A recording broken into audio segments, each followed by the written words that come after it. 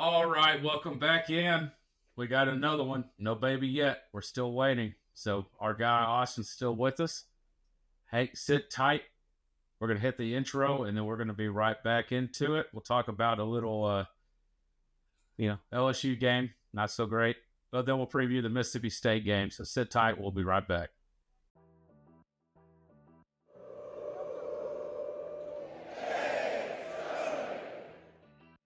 Yeah, next week's gonna suck for him. But other than that, yeah. What is happening? Welcome into the Gravity Design Lab studio. Let's get into the show. All right. Well, we had LSU at home. They kind of got away from us. They pulled away and just kind of after half they never gave it back. So any momentum. But we got Austin with us. Austin, what were your thoughts on the game? Yeah, I mean, I think you nailed it. I think it got away from us. I mean, I know you look back at the final score and it was a rough score, but like I can still remember there was a point in the game where LSU punted the ball and I went in there and told my wife, she was like, "How's the game going?" I'm like, "Well, we're down by 6, but we're fixing to get the ball back. May score a touchdown here." And then that's when the interception happened, and it just kind of never turned around after that. But it was the first game I feel like we really got beat. I mean, I feel like they outplayed us and every level, offense, defense, special teams, which that's where it gets tough. But it was still a competitive game for 65% of the game, but then it just kind of got away from us. But they're a good team. Their defense is solid, and Nussmeier. I mean, I heard a lot of reports and like stuff on the radio this week to where people are pretty convinced he's the best quarterback in the SEC and starting to push for one of the better guys around the country. And he played like it last week. He played a stellar game. So tough one to swallow, but on to the next one. That's right. And it was, like you said, I mean, it was close most of the way through. They had that targeting call that they overturned that was just egregious. And then the next play, they had pass interference as we were moving. I mean, we were ready to go. Like it was down there right at it was textbook pass interference. They didn't call it. We had to punt it away. And then it was either their first or second play of that next drive that they called a pass interference on Arkansas that was almost, it was eerily similar. It was almost identical, just not location of ours, and they called it. Like you can't be inconsistent like that, and that was bad. But I really felt like up until that point, like we were still in it. We still had a chance to score there, and then you get the ball back and at the second half, like you got a real chance, and then that, like you said, that interception was just the nail in the coffin. That was kind of it. We couldn't overcome that because they just took control at that point. Time of possession was way out of whack, and it's just the way it falls sometimes. But like you said, on to the next one. We got Mississippi State. We got a road game. They're 1-6. Their one win came against Eastern Kentucky back in August. They've been through about 1,000 QBs. And they've landed on a freshman that is pretty good, and they've been. Yes, they've been losing, and that's not great. That's not where they want to be, but they've been putting up points. I mean, that's what are your overall thoughts on Mississippi State coming into this game at this point? Yeah, I was looking at it before, and I've kind of fell into this over where we've been talking the last few weeks, and I've been kind of chalking it up as an easy win because they're 1-6, and that's kind of what you look at. But it's been tough for them. Like they have had a heck of a schedule. I mean, it looks like an Arkansas schedule from years past. I mean, they played A&M last week. They played Georgia the week before that, and Texas the week before that. I mean, that's probably the 3 top teams in the SEC right now. 2 of those were on the road, and 2 of them were just a 10-point loss. So, I mean, that's tough. They played Florida, and that was kind of the game that turned Florida's season around. They've been playing better, but that game that I think their fans look back at, and the one that really started, making people question them was when they got blown out by Toledo. That was kind of eye opening. I mean, we've been there before, so I can't talk too much about it, but um, it wasn't the same thing. I mean, they absolutely, it was not even competitive game there. So, but yeah, like you said, I mean, they've landed on a freshman quarterback that's been pretty dynamic, and they've got a receiver that I was looking. He's got 44 catches. So, I mean, he's catching about six balls a game, which is a lot for an NCAA guy. So their offense is good, but what really hurts them is their defense is probably a step above like a high school defense. I mean, they're rough, and honestly, that's what I'm looking forward to as far as the game goes, because I'm hoping this is a get right game. Because I think the thing that killed us against LSU is Talon looked a lot better. He was making passes. Passing game has looked really good, but the rushing game like completely went away. I mean, we had like 40 yards last game, and it was on like nearly 20 carries, and like that can't happen. I mean, I know they're solid, but I still feel that A&M and Tennessee have better defense than LSU, but our rushing game just completely went away. A big chunk of that's Jaquindon getting hurt. So it sounds like he's probably going to rest up this game, and it's going to be Braylon. So I like to see what the freshman does, and hopefully he can carry the rock like a big guy and just punish them as the game wears on, and really in the fourth quarter create some separation. That's what I'm looking for. So, key to the game is going to be not turning it over. That's key to every single Arkansas game, but I mean, especially this one. They're going to move the ball on this team. I mean, I think it's going to probably go back to closer to like the Oklahoma State game or even like UAB. I mean, we're going to move the ball better than we have been the last few weeks, but you can't turn it over. You can't stall out in the red zone. You can't have stupid penalties and get down to where it's like 2nd and 20 or something like that. But they'll move the ball, and I've got faith in Travis Williams as far as stopping their offense. Yeah, I think this is a game I can see one or two things. I can see the overhitting, and it's just a shootout because, like you said, their defense isn't very good, and our defense is tired. I mean, they've been battling every week, and so I think I could see the overhitting on that. But then I can also see it to where our defense just steps up and we just run away with it because, like you said, it's going to be this is going to be Braylon's game, and so I think that's my three keys are no turnovers. Like you said, you can't turn the ball over. Every loss that we've had has been largely due to turnovers. You got to control the time of possession. You got to give your defense some rest. You can't have those drives where you are moving and then all of a sudden you stall out and you have to kick a long for our guys field goal. And you got to get touchdowns. You can't rely on the kicking game. And then Braylon's got to have a coming out game. I think we just see him tote the rock and just run over people. I'd love to see him get over 100 yards this game. And then R-Dub had a rough game against LSU. He turned the ball over and he didn't look great. But like you said, none of the running backs did. And so hopefully he gets a little confidence back, maybe that's the deal. Maybe he gets that step back and would have that kind of two-headed monster of, I hate to compare him to it, but like McFadden and Felix, where you had the speed and you had the power, and you had a little bit of both in McFadden, but you know what I mean. You have that kind of that speediness of R-Dub, but we'll see. I think Braylon's going to have a good game, and I think that's how we take care of it. But it's going to be key. You got to run the ball, and you got to take care of it, and you got to score. Yeah, I mean, part of the Russian attack is also Talon. I mean, I didn't check the standings in the last few weeks, but I mean, as of like 3 weeks ago, we had 2 of the top 10 rushers in the SEC, and one of them was our quarterback. The other one was Jackson sitting up top, but Talon was like number 7 in the league, and he held it for a while.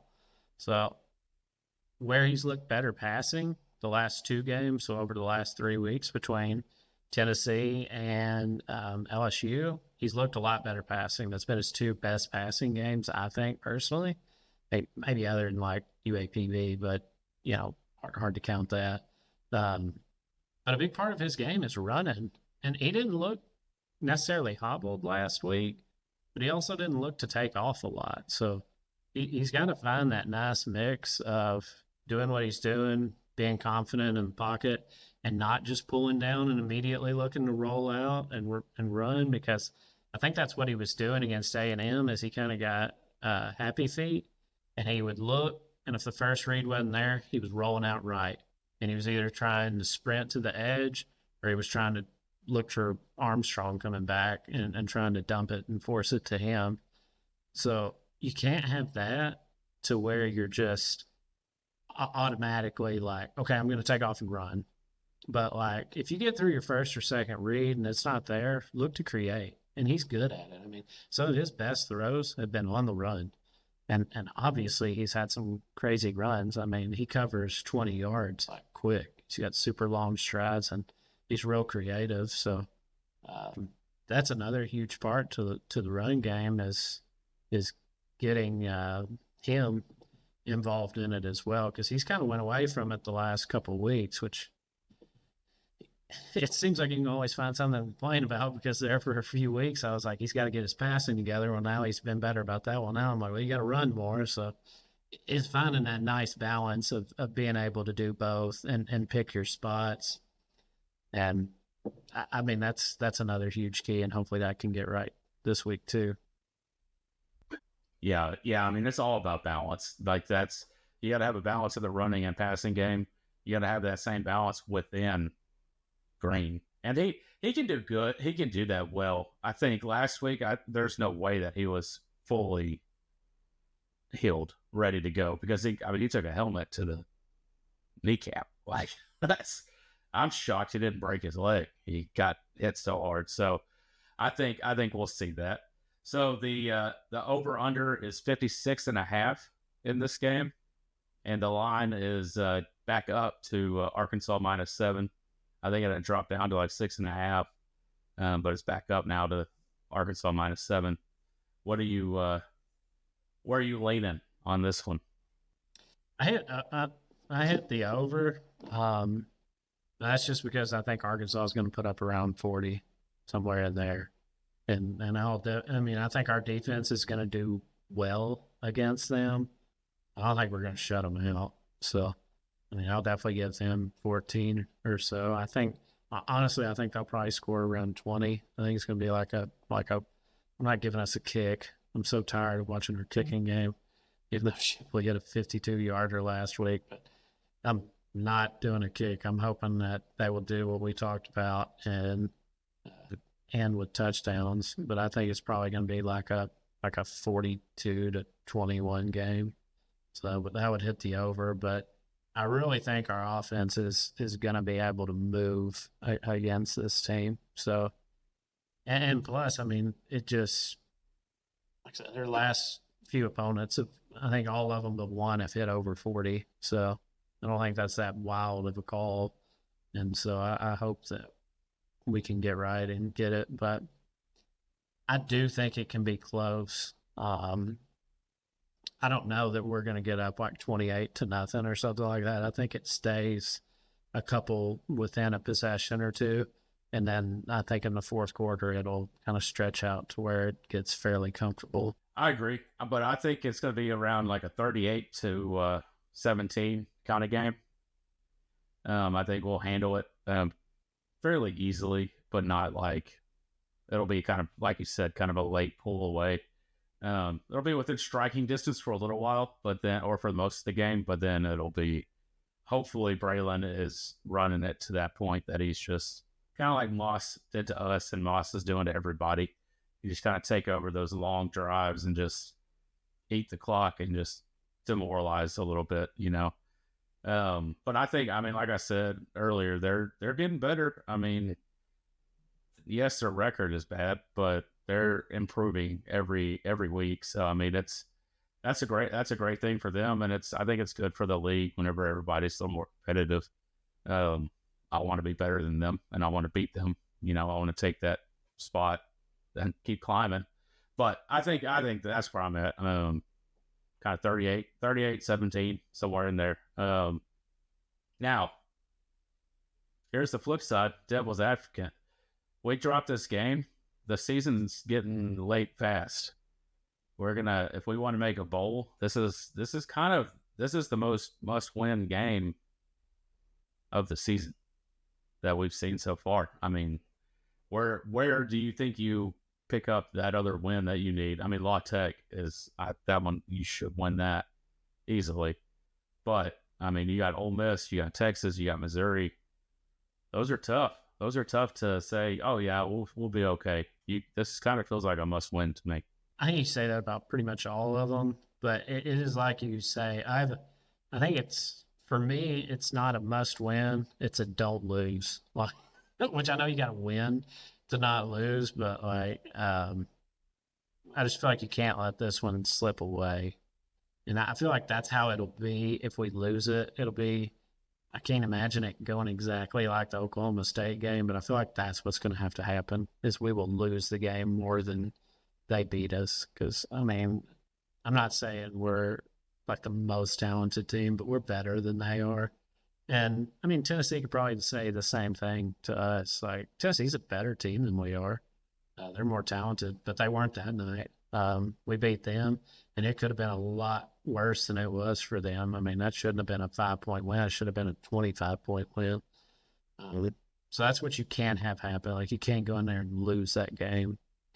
But, yeah, I mean, we both got about a 21-point win, and the only team that's beat them by 21 out of the SEC opponents was Texas. A&M won by 10. But the reason I'm kind of confident in it is I'm hoping the coaches pull it together, because, you know, I wouldn't say we got straight up embarrassed last week, but that's the kind of stuff that the coaches can't let happen. You know, Sam's year 5 into this. You don't want 24-point losses against one of the biggest crowds you've ever had. A night game. I mean, it had a chance to be like a really special win last week, and you fell flat. So what I'm banking on is the coaches not doing that again. Will have the defense ready. Bobby will have his stuff together. And, I mean, a lot of people talk about Sam, but that dude doesn't like losing. So I think this is one where they're not overlooking it. They're going to have their stuff together, and they're going to put together a complete game. That's what I'm counting on. I don't see, like you said, I don't see them coming out flat-footed. And they always play better on the road, which is kind of crazy to me. But they always play better on the road. Now, you do drop this one.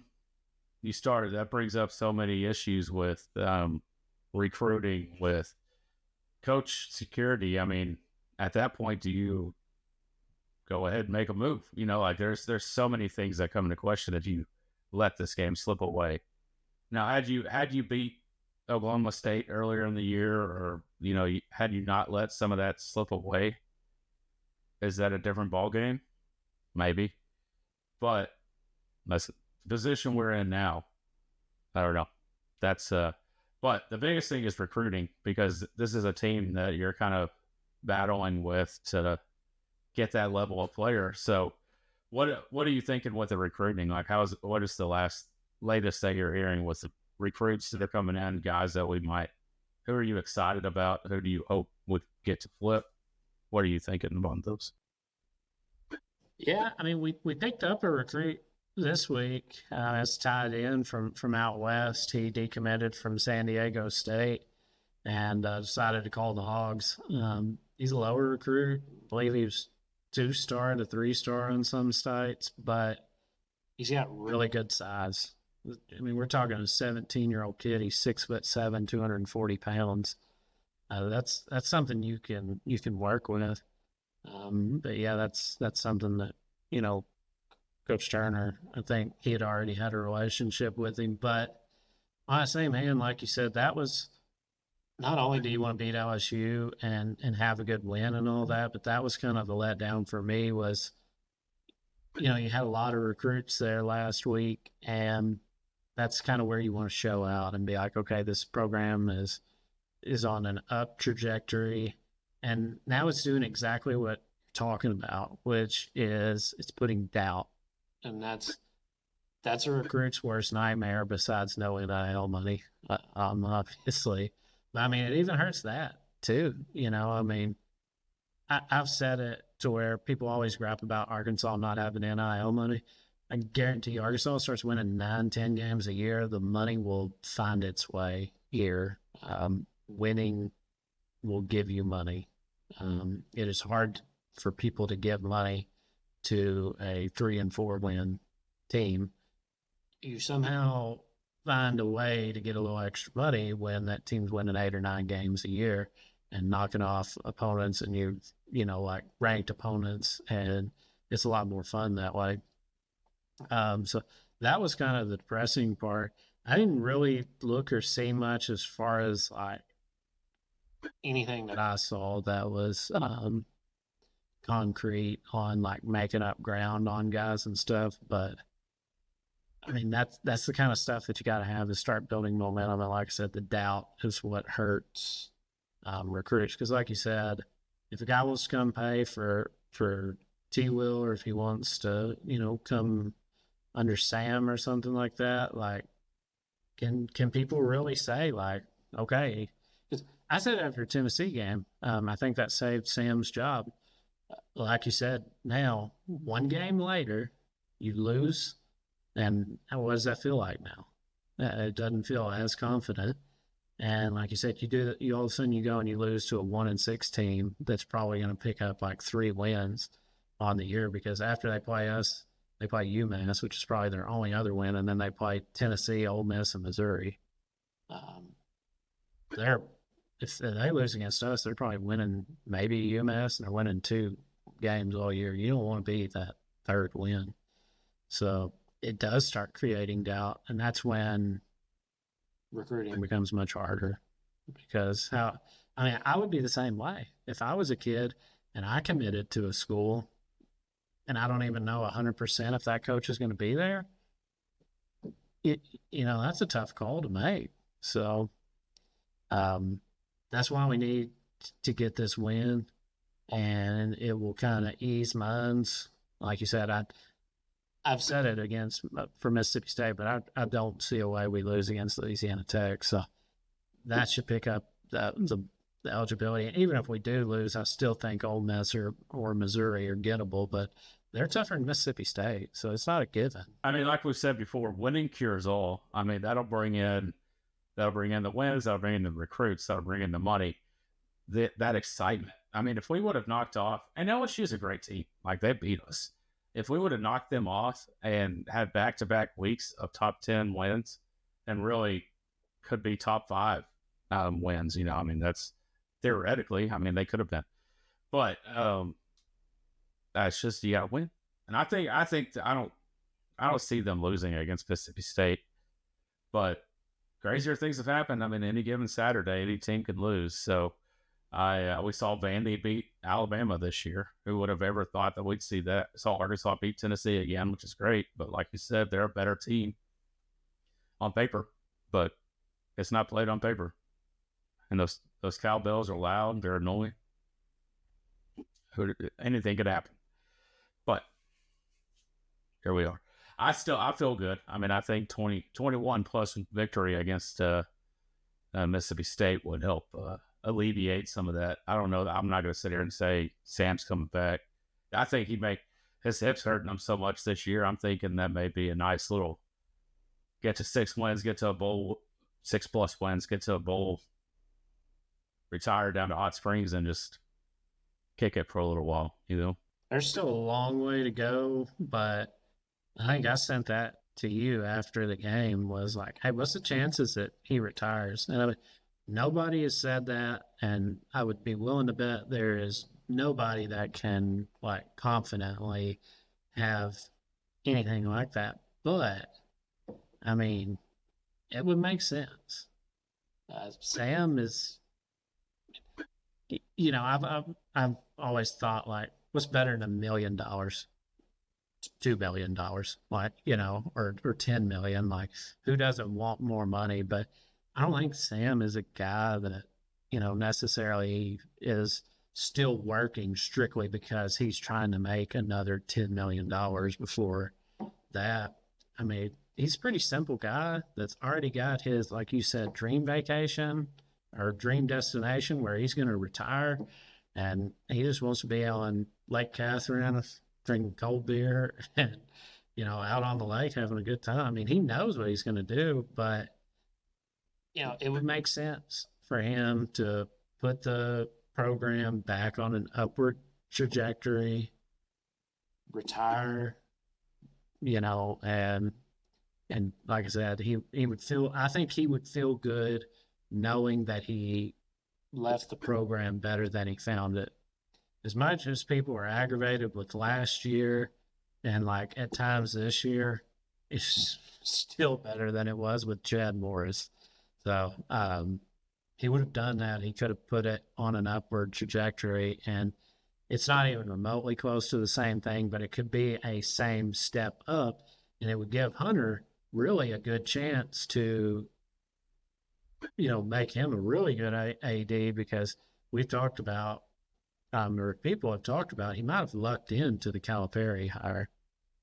If he could go out there and hire a good football coach, I mean, that dude's set. I mean, he ain't gone nowhere. But if Sam could put the program on an upward trajectory, and then you bring in, I mean, we're not going to bring in a Hall of Famer, but if you could bring in a good coach, it would probably be closer from like a Mike Anderson to an Eric Musselman step up. And then maybe from there, you could have your Eric to a Calipari step up, which that's, a whole different game. And we're talking way down the line, but put it in a better spot than he found it. Hire a new coach, get people excited, put money into the program, get a good recruiting class, and who knows what could happen. But I could see him doing that. Still really far to, go. We still got 5 weeks left in the season of just games. So who knows what's going to happen, but just throwing it out there early, it could be a possibility. Honestly, like my ideal scenario, ideal-ish, like ideal realistic scenario, we beat Mississippi State, we still a Texas or Ole Miss, and beat Missouri and La Tech, obviously, and we go out with like a pretty decent record. Sam retires, kicks it in Hot Springs, comes back for games, and everybody loves him. I mean, everybody likes him. Like, everybody likes him as a person. They like him.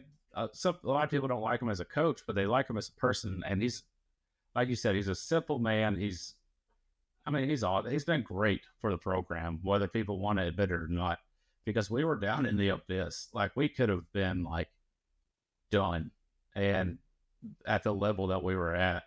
And then, so you have Sam retire high on the hog. I mean, I would love to see that. I would retire and not a, hey, we're moving on from you, but like a retirement. And then honestly, I would really like to see T-Will get a shot and have that kind of young, excited, great recruiter, great game planner. Give him his first shot, because, I mean, he's kind of proven himself as the defensive coordinator. And then you just bump up within, and then you have, you bring in a GA or something to kind of keep on. And you just run it in, and then give Bobby year 2 with the offense. You get Green year 2 under Bobby.